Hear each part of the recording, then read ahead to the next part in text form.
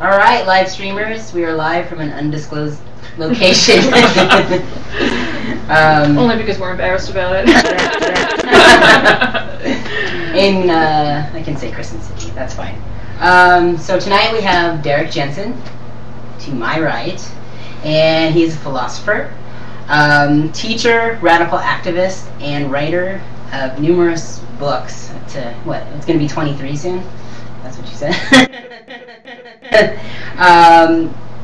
And to my left we have Lierre Keith.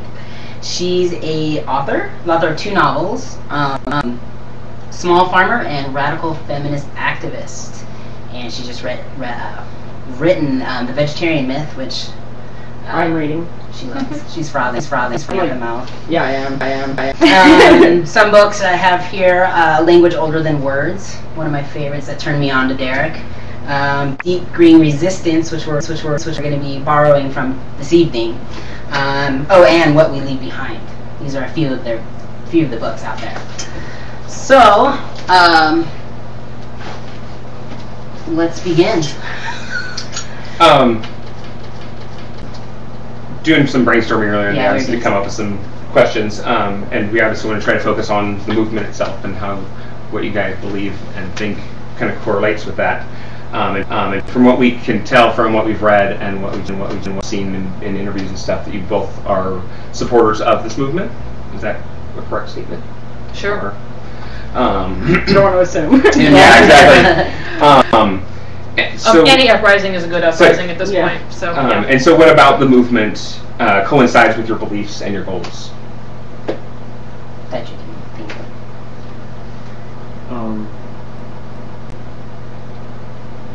It's I think one of the good things about the movement, or one of the very good things about it, is that. Is this going to be loud enough, by the way? Can you guys hear us? Let's see, I was just watching the chat for. How would we know? We can't see them. Yeah. Wave your hands, everybody. Anyway, one of the things that I think is really good about it is that it is highlighting something that we all know, which is that we don't live in a democracy, and that the United States is a plutocracy, a government by, of, and for the wealthy. And there's this tremendously harmful mythology that the United States is a democracy. And there's a tremendously harmful mythology that the United States is democracy. And one of the reasons that's harmful is because if you live in a real democracy, then your modes of resistance are going to be different than if you don't live in a democracy. And so I'm really glad. A little bit more about that is I was really extremely conservative when I was a child, and then I was raised a fundamentalist Christian. Very conservative when I was a teenager, and one of the things I used to think was tremendously funny was to point out that the Soviet Union had a Politburo, but the Politburo was made up of 98% or so Communist Party members, and so what sort of a democracy is that when 98% of the people belong to one party? And of course, now in the United States, how many members of the House of Representatives and the Senate are Capitalist Party members? All but arguably Bernie Sanders. So that's way more than 99%. Anyway, so I think that one of the great things about the movement is that it's highlighting the fact that we don't live in a democracy, and that needs to change. And it's people beginning to rise up, and like you said, I think any uprising has 15 points favor just off the top. Yeah. And you? Yeah. The matrix for the possible. Are both of these ideas kind of leading us down that same path to new myths, or have we kind of forgotten what our old myths are, as you were kind of talking about, going back to having that two-sided. Like, do you think we should create new myths for the 21st century? I wonder what that would look like. I think so many indigenous people have said to me that the first and most important thing that we have to do is to decolonize our hearts and minds. So we have to be able to name capitalism is bad. We have to recognize that technological progress really isn't technological progress, but instead technological escalation, because what it does is it increases the ability of those who wield the technology to control at ever greater distances. And I don't think that hammerhead sharks think that high technology is a particularly good idea. And I don't think that the Tolowa Indians, on whose land we are right now, I don't think that the Tolowa who were here 180 years ago would have thought it was a particularly good idea, or they would have made it up themselves. And they had a way of life that was effective for 12,500 years, at least 12,500 years. So we need to recognize there are other ways to be. We need to break down all of those. We need to, like you said, name capitalism. We need to recognize that capitalism is an exploitative system, and that in order to have the goodies that this culture brings, you have to have empire. You can't have windmills and without having, or you can't have high-speed rail without having mines. You can't have windmills without having mines. We have to recognize that you can't have it all. So those myths need to be destroyed. And of course there are other myths and other stories that need to be told that are very important. I just have one little bit of nervousness whenever I hear somebody talk about creating new stories, which is, and I'm not saying you did this, but so often when people talk about creating new stories, what they're pretending is that you can simply make new stories and they will supplant the old ones without actually destroying the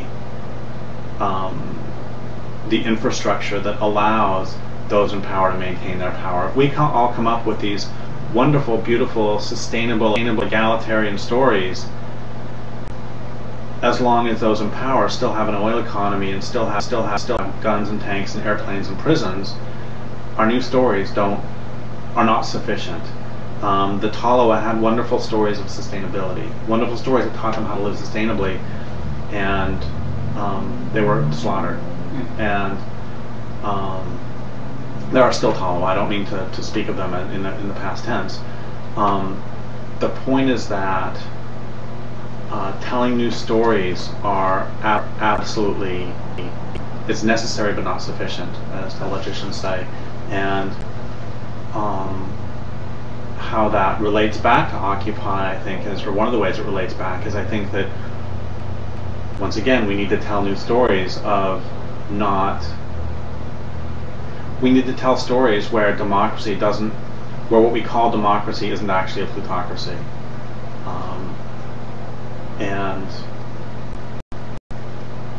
It's like when the Soviet Union fell apart, it cracked me up that the corporate press kept saying that communism has been defeated and democracy has taken its place. It's like, well, actually no, because democracy is a social governance system and communism is an economic system.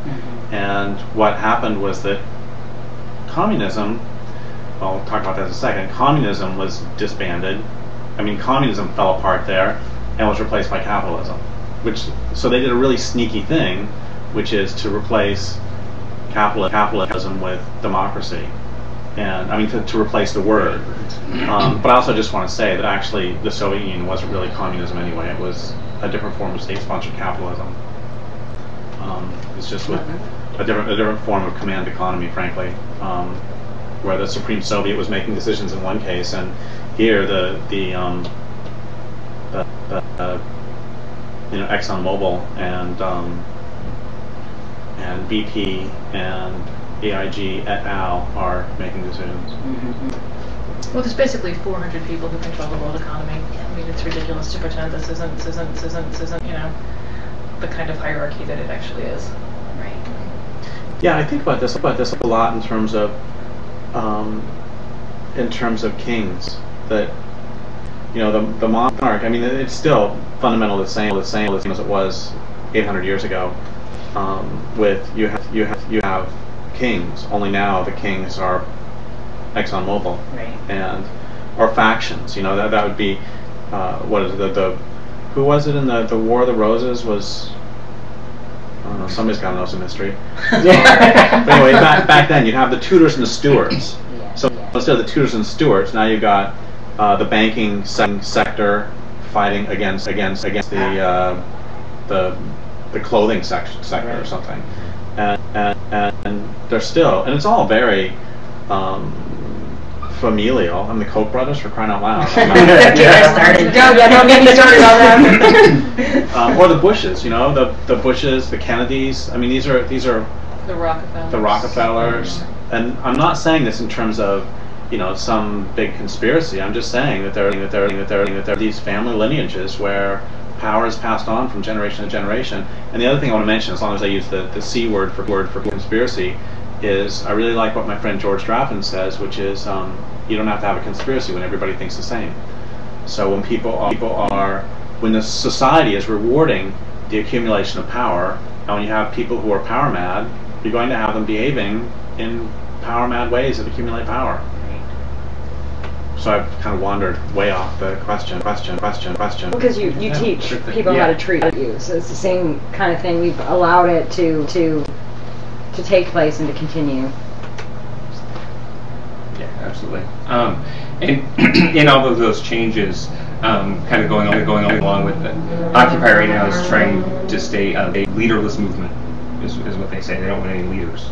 I prefer leaderful. Yeah, Cornel West came up with that as a leaderful movement. But do you think that's a possibility with the frame of mind that the majority of people in this country are, or is it something that will never be able to be broke down?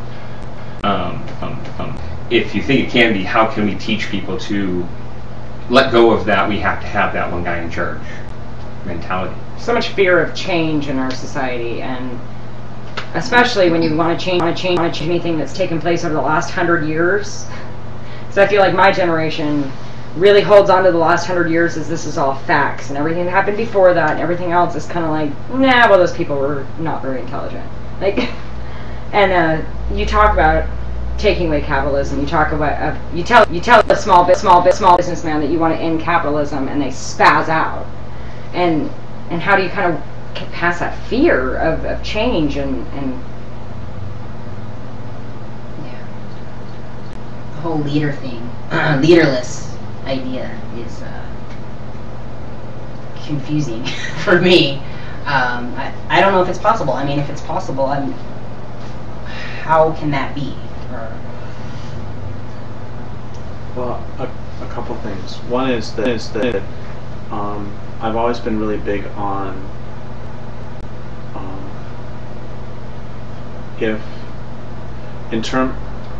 I wouldn't tell a small business owner that I am against capitalism or for salmon.